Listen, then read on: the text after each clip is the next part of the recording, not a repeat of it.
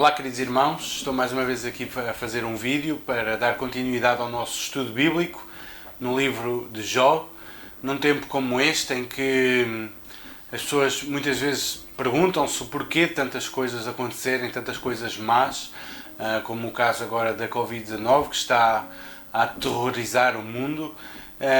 Faz-nos bem olhar para o livro de Jó e percebermos como o crente se deve comportar no meio do sofrimento e às vezes mostrar que há razões para as coisas acontecerem, que nós nunca vamos ter uma explicação para elas, mas também vamos perceber que Deus está no controle de todas as coisas e que seja a Covid-19, seja outro tipo de pandemia ou outro tipo de calamidade, nada está fora do controle de Deus, nada está fora da vontade de Deus e da sua permissão e dos seus propósitos para a humanidade e para cada pessoa em particular.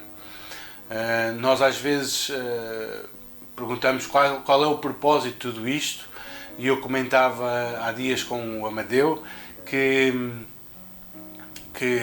realmente Deus tem milhões de propósitos diferentes que nós não conseguimos imaginar para cada pessoa. Há algo a acontecer, há um propósito a desenrolar-se com esta pandemia, e para cada nação, para cada família. Então Deus tem bilhões de propósitos diferentes com este mesmo acontecimento, e Deus é que sabe o que é que está a fazer. Deus está no controle de todas as coisas. Então faz-nos bem estudar o livro de Jó e perceber isso mesmo, que nós não sabemos nada e Deus sabe todas as coisas. Vamos então dar continuidade ao livro, a este estudo. A história de Jó é a história de um homem, é a história da sua perda, é a história da sua procura e é a história da sua descoberta. Não estamos a falar de um homem perfeito, mas estamos a falar de um homem que era, sem dúvida, tinha um caráter piedoso, que agradava a Deus, como vamos ver. No entanto, o sofrimento veio à sua vida não por causa dele mesmo, mas por causa de propósitos que ele próprio desconhecia. Vamos então olhar para as Escrituras e ler o nosso texto bíblico. Vamos ler Jó, capítulo 1, do verso 6 ao 12. Diz assim a palavra de Deus: Num dia em que os filhos de Deus vieram apresentar-se perante o Senhor, veio também Satanás entre eles. Então perguntou o Senhor a Satanás: De onde vens? Satanás respondeu ao Senhor e disse: De rodear a terra e passear por ela. Perguntou ainda o Senhor a Satanás: Observaste o meu servo Jó? Porque ninguém há na terra semelhante a ele, homem íntegro e reto, temente a Deus e que se desvia do mal. Então respondeu Satanás ao Senhor: Porventura Jó de balde teme a Deus? Acaso não o cercaste com sebe, a ele, à sua casa e a tudo quanto tem? A obra das suas mãos abençoaste e os seus bens se multiplicaram na terra. Estende, porém, a mão e toca-lhe em tudo quanto tem, e verás se não blasfema contra ti na tua face. Disse o Senhor a Satanás: Eis que tudo quanto ele tem está em teu poder. Somente contra ele não estendas a mão. E Satanás saiu da presença do Senhor. Até aqui a palavra de Deus. Vimos a semana passada 5 características que o autor nos apresenta de Jó. O seu caráter, a sua prosperidade, a sua riqueza, a sua família, a sua piedade também como sacerdote da sua casa e o seu amor pelo próximo. E hoje, no texto de hoje, o autor tira-nos da terra e leva-nos para a corte celestial, para a presença de Deus, e vamos ver outra cena deste acontecimento. Agora já não estamos na terra, mas estamos na corte celestial, na esfera celestial, onde outras coisas estão a desenrolar que Jó nem sequer faz ideia de que estão a acontecer. Vamos então olhar para os versículos 1 a 1 e vamos ver alguns ensinamentos da palavra de Deus para hoje, para o estudo de hoje. Em primeiro lugar, no verso 6, diz que num dia, ou seja, num dia não há uma data específica. Primeiro o autor caracterizou Jó, ele não está a dar em nenhum tempo específico, e houve um dia que os filhos de Deus se apresentaram diante do Senhor, e que os filhos de Deus não são homens, mas são a sua corte celestial. Muitas vezes no Antigo Testamento os anjos, os seres celestiais, são tratados como filhos de Deus. Este é um termo bem recorrente no Antigo Testamento. E Satanás apresentou-se no meio deles. Alguns comentadores entendem aqui Satanás não como a figura do mal, o diabo, a antiga serpente, mas como alguém ou algum grupo que fazia parte da acusação, mas fazia parte da corte celestial. Eu pessoalmente não estou de acordo com esta posição. Creio que aqui Satanás é efetivamente aquela personagem de Gênesis 3 que tentou Eva, é a personagem do Novo Testamento que tentou o Senhor, que o Novo Testamento nos apresenta com vastas passagens, e depois aí chegamos a Apocalipse e João diz que aquele que foi lançado do céu era o diabo, Satanás, o dragão, a antiga serpente, sempre falando da mesma figura. E eu creio que quem está aqui é exatamente, não é algum ser que pertence já à corte celestial, mas é aquele anjo caído, aquele ser caído que se revoltou contra Deus, e apesar de ele ter sido expulso do céu, ele ainda tem aqui acesso à presença de Deus, não como parte dos seus ministros, mas tem acesso à presença de Deus, como vemos neste texto. Também quero salientar que a palavra Satanás ela aparece muitas vezes no Antigo Testamento e nem sempre se refere a esta figura. A palavra Satanás significa, ou Satã, significa adversário, caluniador. E há vários textos que usam esta palavra não para se referir a um ser do mal, mas para se referir a um adversário. O próprio anjo do Senhor, na história de Balaão, ele diz que se colocou para Balaão como um adversário. E a palavra usada é Satã. Então, quando vemos a palavra Satã, nem sempre, ou maior parte das vezes, não se está a referir no Antigo Testamento a um ser do mal, ao diabo, como nós assim designamos, mas a um adversário, a um inimigo que se coloca contra alguma coisa.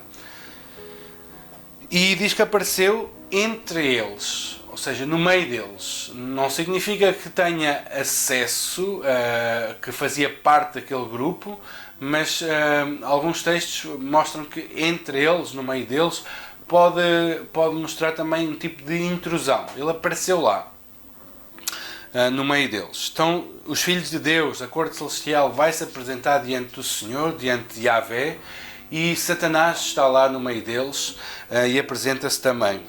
Então o Senhor, no verso 7, ele faz uma pergunta, é ele que se dirige a Satanás e pergunta: de onde vens? E aqui já mostra bem que o tom é que Satanás tem que prestar contas a Deus daquilo que está a fazer. Aqui não, às vezes olhamos para nós, ou as pessoas em geral, têm a ideia que há um dualismo. Deus, Jeová, é o Senhor do bem e Satanás é o Deus do mal. E isto não está correto, porque Satanás não é um Deus igual ao Senhor Jeová. Satanás é um ser criado, limitado, e que deve obediência e que deve reverência ao Senhor de todas as coisas, ao Senhor Deus. Então, Satanás tem que prestar contas a Deus e tem que responder a Deus quando este lhe pergunta alguma coisa. Então, Deus pergunta-lhe: de onde vens? E Satanás responde: de rodear a terra e passear por ela. Rodear, ou o termo também pode designar vaguear, ou seja, de andar pela terra, e este vaguear não é sem sentido. O texto de 1 de Pedro 5:8 mostra que esta é a atividade de Satanás, ele andar ao derredor dos filhos de Deus para os tentar como um leão que quer apanhá-los. Este vaguear não é um vaguear de passeio, mas é de circundar a terra, de andar pela terra para exatamente apanhar as pessoas no seu laço, nas suas armadilhas. Então, Deus continua, o Senhor continua este diálogo. E é o Senhor que vai iniciar uma conversa que vai desembocar no sofrimento de Jó. Reparemos que não é Satanás que lança inicialmente este assunto para cima da mesa, digamos assim, mas é o próprio Senhor, sabedor de todas as coisas, onisciente, conhecedor do fim de todas as coisas e que já decretou o fim de todas as coisas. O Senhor tem um propósito muito específico com esta conversa e é o Senhor que começa esta conversa com Satanás. E ele diz: observaste o meu servo Jó? Ou seja, observar é olhar atentamente. Já que andaste a passear, já que andaste a vaguear pela terra, tu tens observado o meu servo Jó? Tens visto como ele age, como ele vive? E agora o Senhor faz um elogio, um louvor à vida de Jó, que certamente todos nós nos agradaríamos se o Senhor fizesse esse elogio a cada um de nós. E o elogio que o Senhor vai fazer é exatamente as características do verso 1. Aquelas 4 características: integridade, retidão, temor e apartar-se do mal, desviar-se do mal. É interessante percebermos que Deus não faz referência às suas riquezas, às suas posses, mas faz referência ao caráter de Jó.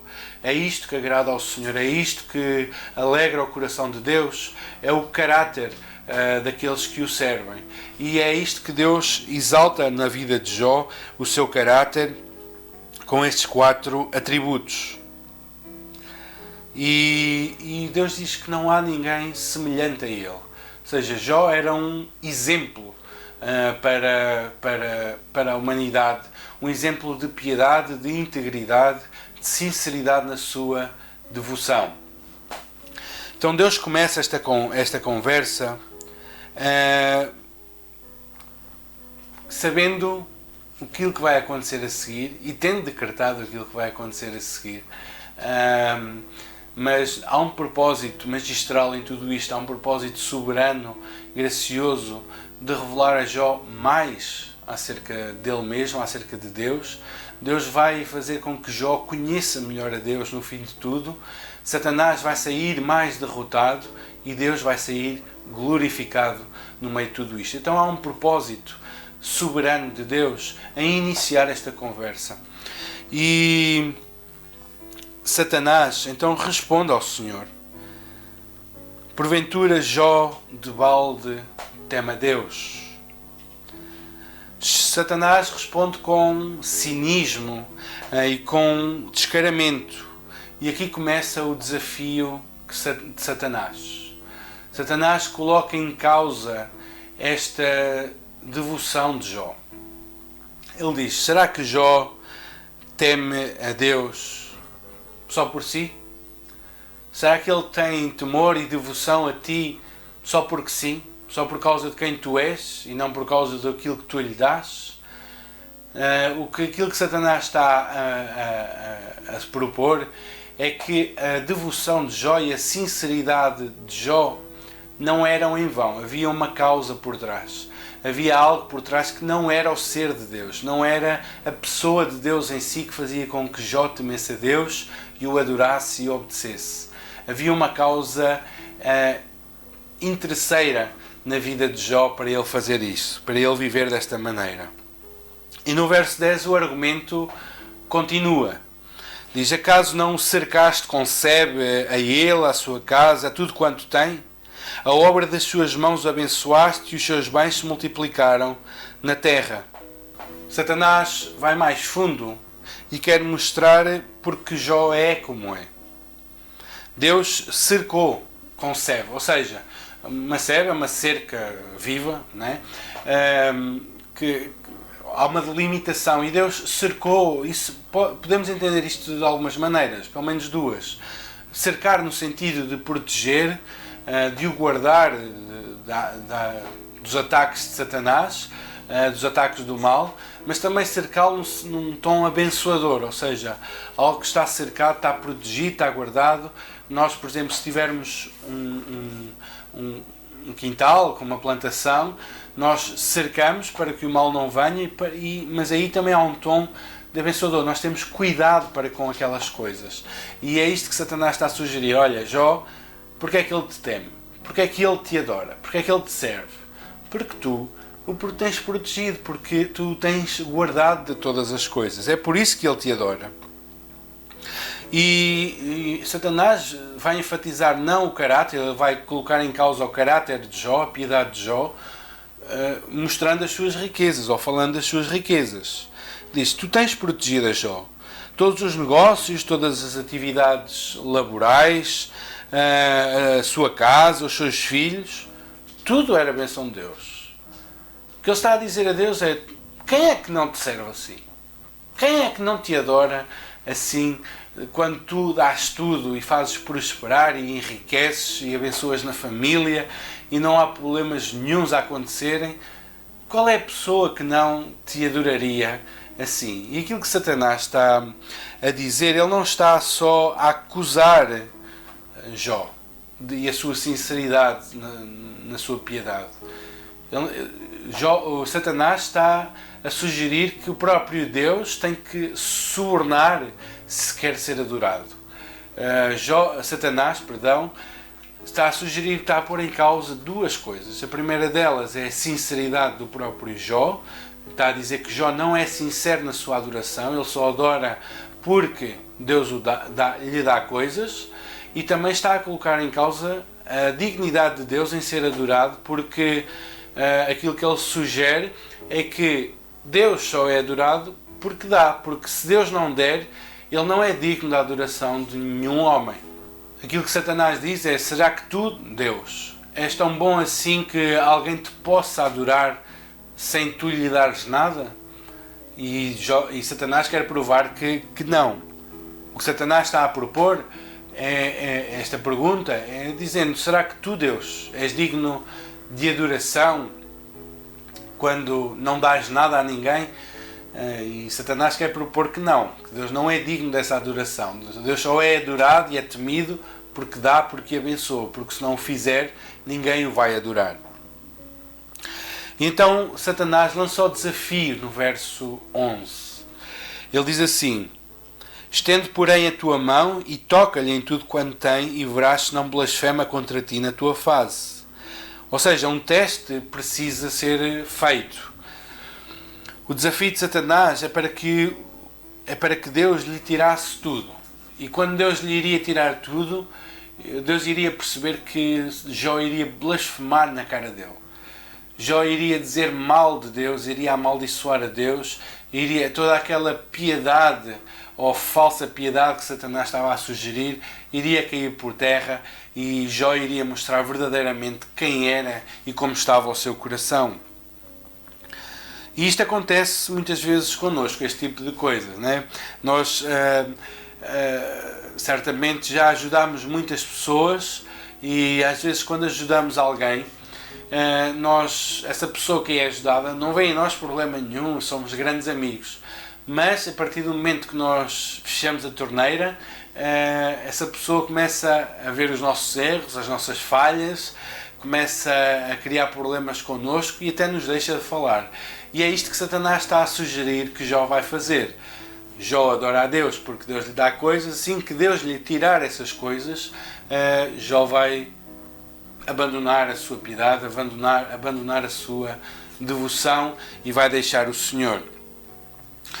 Satanás queria provar a Deus que não havia ninguém na terra que adorasse a Deus com sinceridade, que os homens são por natureza oportunistas. E embora isto seja verdade em muitos casos, não era o caso de Jó. Não era o caso deste homem que adorava a Deus com sinceridade. E Satanás quer provar também que o próprio Deus, se queria a adoração, teria que subornar os homens com coisas para ser adorado. Então é a integridade de Jó, a sinceridade de Jó e a dignidade de Deus na adoração a Ele que estão postas em causa por Satanás. E aqui as questões básicas do livro são levantadas. Tanto o caráter de Deus quanto o de Jó são ultrajados por Satanás. Deus é tão bom que possa ser amado por causa da sua pessoa e não por causa das suas dádivas? Um homem pode apegar-se a Deus quando não há benefícios vinculados a isto? Satanás sugere um teste para então comprovar o seu argumento.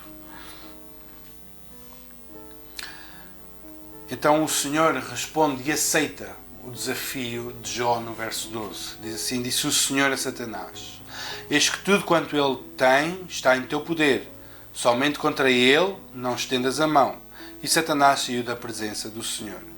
Então o Senhor aceitou o desafio de Satanás, porque, digamos, o Senhor é que começou esta conversa. Ele sabia qual iria ser o desenrolar da conversa, ele sabia onde é que tudo isto iria dar e ele tinha propósitos para isso acontecer assim. Também não devemos entender este diálogo como um duelo de titãs, onde está um Deus bom e um Deus mau.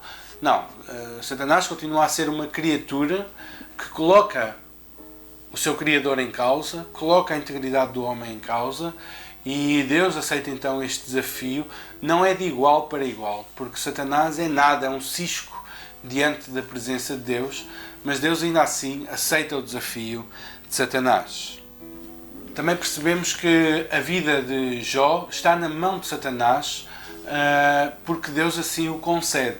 Quando Deus diz, eis que ele está em teu poder, literalmente ele está em tuas mãos. Ou seja, agora podes fazer o que quiseres, podes então tentar comprovar a tua tese, a tua afirmação de que Jó não é íntegro, não é sincero na sua piedade, e eu deixo nas tuas mãos. É como se Deus tirasse a cerca que estava diante de Jó, que tinha colocado diante de Jó, e então tinha entregado a vida de Jó a Satanás no sentido de, ok, prova a tua tese, faz aquilo que estás a dizer. E não podemos deixar de notar que Satanás diz a Deus para Deus tocar. E Deus então concorda e diz, então vai e faz. Então este mal que vem a Jó, ele tanto vem de Deus, como Jó atribui mais tarde, mas ele é executado por Satanás. Deus não é o causador direto, mas é a última causa, é porque Deus permite e Deus assim quer que assim aconteça este mal na vida de Jó. Devemos entender que Satanás é como um cão na trela do seu dono. Ele só vai até onde o dono quer, até onde a trela estica. E Satanás só vai até onde Deus ordena. Deus disse, vai e toca em tudo o quanto ele tem, todas as suas posses. Já que tu estás a querer dizer que se eu lhe tirar tudo, então ele vai me deixar de adorar, então tira-lhe tudo e vamos ver o que é que acontece. O desafio é para que Deus toque na vida de Jó. E vemos aqui 3 autores, digamos, entre aspas, destes acontecimentos. O autor divino, Deus permite que isto aconteça, Deus dá ordens para que isso aconteça. Satanás executa, mas Satanás não executa por si só, ele executa através de homens, através dos caldeus e dos sabeus. Então, o mesmo acontecimento envolve 3 motivações diferentes. Certamente a dos homens era de roubar, de ter lucro de modo ilícito. O propósito de Satanás era exatamente enfraquecer Jó para que este blasfemasse de Deus, e o propósito de Deus era santificar Jó e exaltar o seu nome, mostrando que ele é digno de adoração sincera por parte dos homens. Então, 3 causas diferentes, ou 3 agentes no sofrimento de Jó, todos com propósitos diferentes na sua maneira de agir. Alguns ensinos desta passagem é que Satanás é um ser limitado. O caso de Jó mostra que esta calamidade está debaixo do controle e dos desígnios de Deus. Satanás não faz as coisas porque quer e quando quer e como quer. Ele próprio está limitado à permissão e à vontade de Deus. Também percebemos que Deus tem propósitos que nem Satanás, nem os próprios homens conhecem. Satanás pensava que ia minar o ser de Deus, que ia minar a sua dignidade, a dignidade da sua pessoa. No entanto, em tudo isto, Deus sai vencedor, Deus sai glorificado, e aquilo que Deus começa esta conversa, Ele quer levar esta conversa para este ponto, exatamente para mostrar que há coisas que só Ele é que sabe. A sabedoria é dele, todo o conhecimento pertence a Ele. E nem Satanás, nem os homens conhecem todos os desígnios de Deus. Também é interessante e é encorajador ver como Deus se agrada de homens que o buscam, que o servem com sinceridade. Não estamos a falar aqui de um homem sem pecado. Jó era um homem com pecado, como vimos a semana passada. Mas este homem, com todas as suas falhas, certamente, e dificuldades, este homem buscava ao Senhor, este homem servia ao Senhor com sinceridade, este homem vivia com integridade, com retidão, apartava-se daquilo que era mau, e este tipo de pessoas agrada a Deus. É com este tipo de pessoas que o Senhor se alegra e que o Senhor é exaltado. Então, não podemos deixar de notar este louvor que Deus dá a Jó, que devia ser o louvor que Deus dá a cada um dos seus filhos, agradar-se dos seus filhos por eles viverem com esta sinceridade e com esta devoção sincera nas suas vidas. Algumas aplicações que eu quero trazer com este estudo. A primeira delas é que existe uma realidade espiritual a acontecer que nós não fazemos a mínima ideia. Nós temos uma vantagem sobre Jó, porque nós conhecemos tanto o pano de fundo humano, histórico, como o pano de fundo espiritual, ou seja, nós conhecemos o sofrimento de Jó e as razões do sofrimento. Mas a verdade é que Jó não sabia o porquê que estava a sofrer. Esta é a grande questão de Jó, porquê é que eu estou a sofrer? E esta era a acusação dos seus amigos: se estás a sofrer foi porque fizeste alguma coisa. Mas eles também não sabiam porquê é que Jó estava a sofrer. E nós temos que admitir que nós também não sabemos o porquê de muito sofrimento que vem à nossa vida. E com o livro de Jó nós aprendemos que temos que nos remeter à nossa insignificância e reconhecer que não vamos saber todas as coisas, nós não vamos conhecer o propósito de todas as coisas, e seria bom se nós nos humilhássemos diante de Deus sabendo e reconhecendo que não sabemos tudo, mas Ele sim, Ele sabe tudo. Em meio a tudo isso devemos ser humildes e saber que todas as coisas estão nas mãos de Deus. Termos esta confiança, uma humildade de saber que não somos sábios, não sabemos tudo, mas ao mesmo tempo confiantes, sabendo que Deus está no controle de todas as coisas. Ele sim sabe o que faz. Ele sabe porque é que está a fazer o que está a fazer. Ele sabe o porquê de tantas coisas acontecerem na nossa vida, que nós às vezes percebemos ao olhar para trás, outras vezes nunca vamos perceber o porquê é que isto veio a acontecer. Foi o que aconteceu com Jó e é o que pode acontecer com cada um de nós. Em segundo lugar, também ter confiança em Deus, sabendo que nenhum mal, nenhuma calamidade, nenhuma tragédia, nenhuma pandemia, nenhuma doença, nenhuma morte, nenhum desemprego, nada vem à nossa vida que Deus não saiba e que Deus não tenha os seus propósitos para isso. Deus tem propósitos salvadores, redentores, santificadores em cada acontecimento da nossa vida. Então nós devemos manter a nossa confiança em Deus, sabendo que não é Satanás que controla as nossas vidas, mas é Deus.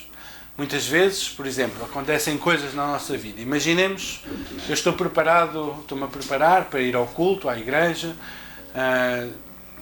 faço todas as coisas, saio no meu carro e no próximo stop alguém resolve não parar no stop e bate no meu carro. E às vezes as pessoas até pensam: bem, foi Satanás que não quis que eu fosse à igreja, fosse adorar ao Senhor. E podemos aplicar aqui esta visão que nós temos no livro de Jó. Bem, em primeiro lugar foi o homem que desrespeitou a lei e não parou. Em segundo lugar, sim, Satanás não quer que eu vá cultuar a Deus, mas em última análise foi Deus que permitiu, e Deus tem propósitos para que tal coisa tenha acontecido na nossa vida. Há propósitos que nós não vamos saber, mas Deus tem os seus propósitos das coisas que nos acontecem. Então devemos manter a confiança em Deus. Deus é bom, Deus é perfeito, Deus é santo, Deus é justo, Deus é reto, Deus é sábio, Deus é omnipotente, omnisciente, omnipresente. Então Deus está no controle de todas as coisas. E tudo o que vem à nossa vida, tudo, o mal e o bem, vem das mãos de Deus, e devemos recebê-lo sabendo que Deus tem propósitos salvadores e santificadores para a nossa vida. E por último,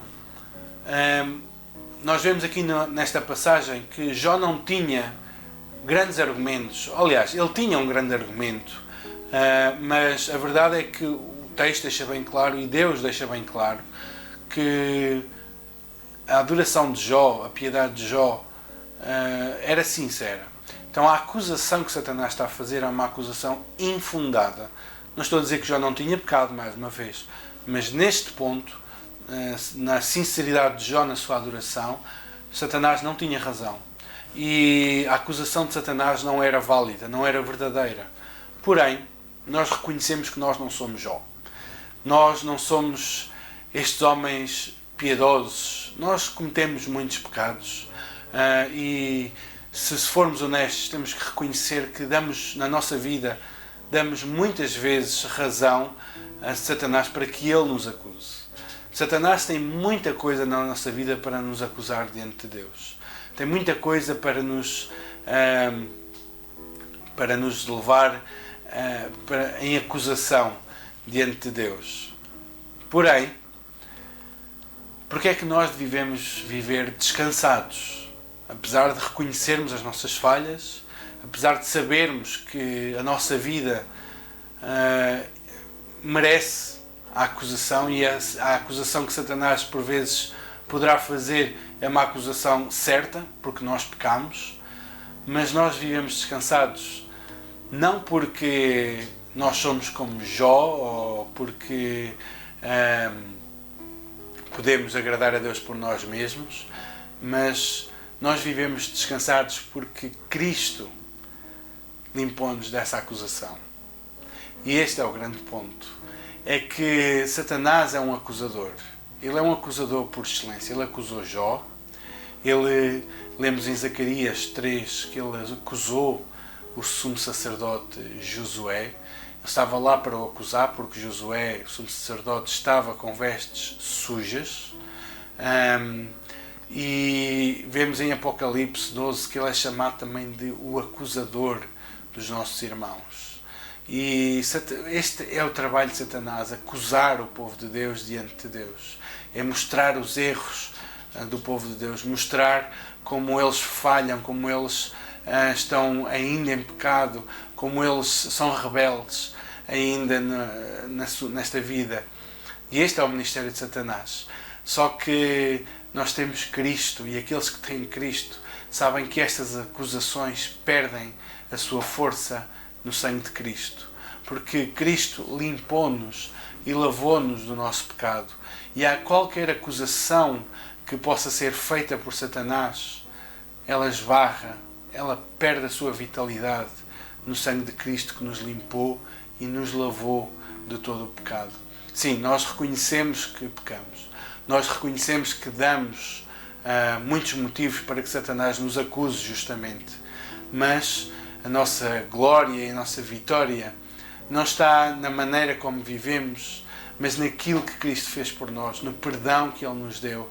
E todas estas acusações que o mundo nos faz, que Satanás nos faz, elas são limpas em Cristo Jesus e no seu sangue. Nós lemos em Romanos 8:33.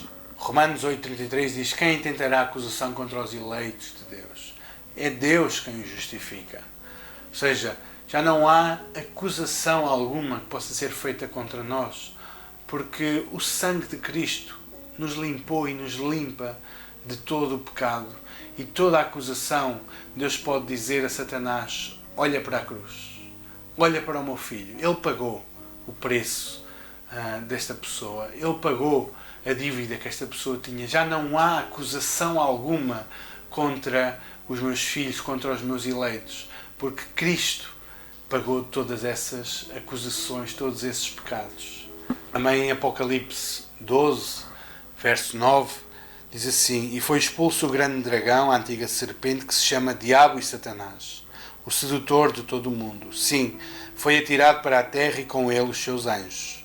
Então ouvi grande voz do céu proclamando: agora veio a salvação, o poder, o reino do nosso Deus e a autoridade do seu Cristo, pois foi expulso o acusador de nossos irmãos, o mesmo que os acusa de dia e de noite diante do nosso Deus.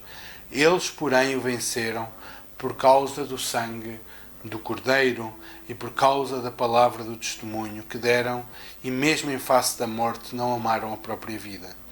Então, a acusação de Satanás, embora ele ainda tente acusar, o crente vence esta acusação ou supera esta acusação no sangue de Cristo. É Ele que nos limpa desta acusação. Então, quero concluir relembrando tudo aquilo que já vimos. Este homem piedoso, sincero na sua piedade, abençoado por Deus. Agora Satanás, diante de Deus, ele vai acusar Jó e vai pôr em causa a sinceridade de Jó e a dignidade de Deus em ser adorado. E Deus então permite e mostra propósitos grandiosos, sublimes e sábios em todo este acontecimento para glorificar o seu nome e para justificar Jó da sua integridade. Então, muitas vezes o sofrimento virá e vem, não nos devemos iludir. O sofrimento pode vir e virá de alguma maneira, mas lembremos-nos que Deus está no controle, o mal não vem sem que Deus o permita, e quando o mal vem, ele tem propósitos grandiosos, santificadores e salvadores na vida de cada um de nós. Que nunca percamos de vista este entendimento acerca do sofrimento. Ele não acontece por acaso. Deus governa o mundo e Deus está no controle de todas as coisas e há um propósito em todas as coisas. Que o Senhor nos abençoe e nos guarde durante esta semana da Páscoa. Vamos também meditar no domingo sobre a morte do Senhor Jesus, lembrando este momento tão importante para a vida de todo o ser humano, o sacrifício do nosso Senhor Jesus Cristo em favor da humanidade. Então que o Senhor nos abençoe e nos guarde. Até o próximo domingo.